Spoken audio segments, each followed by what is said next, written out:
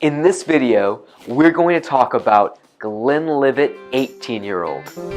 It's the single malt that started it all. That's what they say in their advertising material. So it's probably true? When have you ever known an advertiser to be dishonest? Marketing's been lying to me? I'm sure it's accurate. But what I like about Glenlivet 18 is the price point. Glenlivet 18 is an 18-year-old that's a lot easier to get your hands on than other 18-year-olds. Phrasing? If you like whiskey, or you would like to like whiskey, you should subscribe to our channel. Just click the subscribe button. We post a new video every week. Now, let's talk about Glenlivet 18. In 1823, George Smith was one of the first distillers in the Speyside region to sign up for and receive a license to distill whiskey. This was a really big deal because up until then, all of the distillation that was taking place throughout Scotland was all illegal. So when he signed up and paid the taxes, it made him, let's say, unpopular with his neighbors. Get him alive if you can, but get him!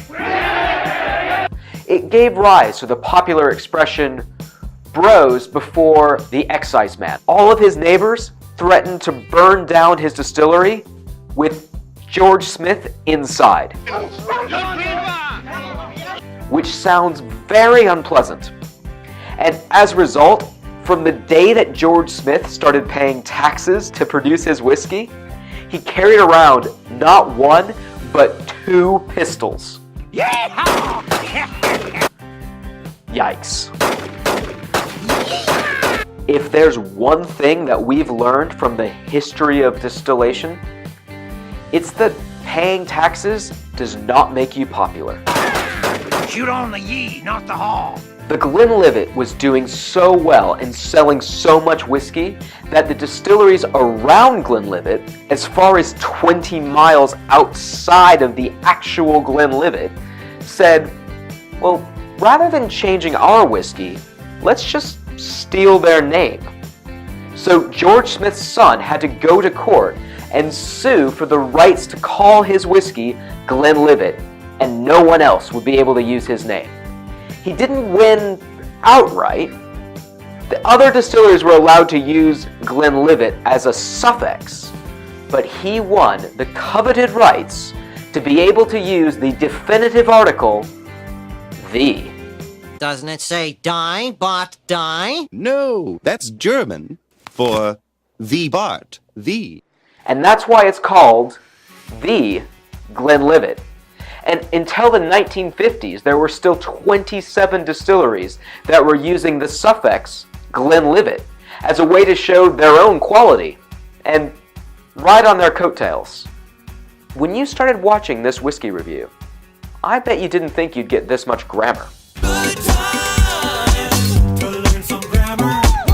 Glenlivet was one of the only distilleries that was still operating during Prohibition in the United States. So when Prohibition ended in 1933, Glenlivet was ready to go.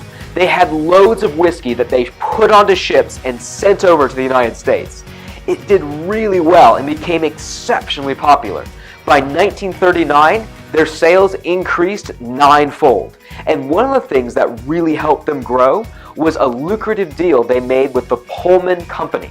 Basically, all the trains that you took in the United States gave you 2-ounce miniatures of Glenlivet, which I think is kind of cool because when you fly on British Airways now, that's the whiskey that you get, a tiny little measure of Glenlivet. I think that's a cool connection to history. Also, I just like drinking whiskey when I'm on a plane.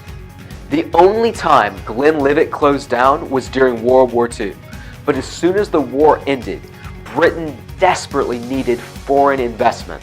And how are they going to get foreign money coming back to the UK? Well, by exporting goods that people wanted. And there was nothing anyone wanted more than whiskey. So even though they had bread rationing in the UK, they gave an exemption to Glenlivet and other distilleries to produce whiskey to sell for export. And it was one of the reasons I'd like to think the UK was able to come back after World War II. So we owe it all to whiskey. Cool Glenlivet fact: when George IV went on his famous jaunt to Edinburgh, which was sponsored by Sir Walter Scott, he drank exclusively illicit Glenlivet in 1882. I'd like to think that it was like Lads on Tour, but 1882 style. I imagine there were lots of frilly dresses involved. In 1950, Time magazine asked the grandson of Glenlivet's founder, what makes Glenlivet so special? And he said, nothing makes it particularly special. It just comes out like that. It's 99% water and 1% some fiddle-faddle with the manufacturing. I think that might be oversimplifying things. But let's find out. On the nose, you get some really nice, sharp apple. And on the palate, it's well integrated. It's not particularly sweet, but the alcohol is quite warming. I think it's probably a medium-bodied, quite mouth-coating. Yeah, it's very pleasant. What stands out the most to me about Glenlivet 18 is the finish. I think it's got a really nice, peppery, spicy kind of finish to it. It's really enjoyable. And what I think is a great thing about this 18-year-old is the price point. Like I said before, this is at quite a competitive price point. You could go out and you could buy Highland Park 18 for £105, but obviously that's a lot of money. This is about half the price. And if you're interested in trying a whiskey that's a bit older than maybe you're used to having, this is a good one to try. You get a lot of those aged tastes that you're looking for in an older whiskey without really having to pay for them. And what comes through with this is quality. And a lot of times you think, well, it's a cheaper whiskey, maybe it's not as good. But the reason that Glenlivet is not as expensive is just because they make so much of it, and that brings their costs down. So that doesn't mean that this is an inferior whiskey or that it doesn't have a lot of quality.